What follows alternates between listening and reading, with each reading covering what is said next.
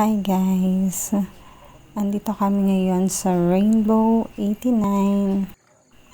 Ayan guys, ito ang unang activity na ginawa namin sa, ano ba tawag dito guys?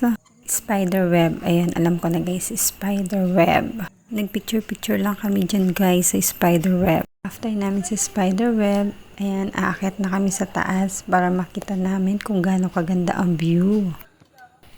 Pakit na ako niyan guys. Ayun nga, parang ang sexy ko tingnan.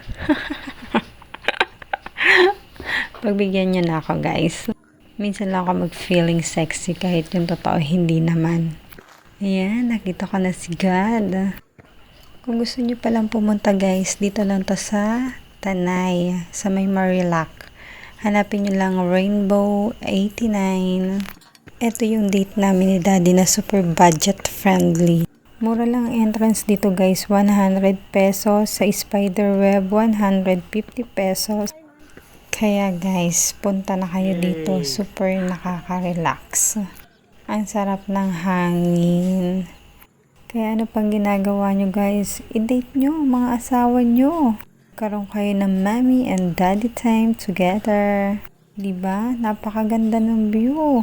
Puro bundok at puro puno makikita mo. Kaya super relaxing and refreshing. Nakakatuwa lang minsan guys kapag dinidate tayo ng mga asawa natin.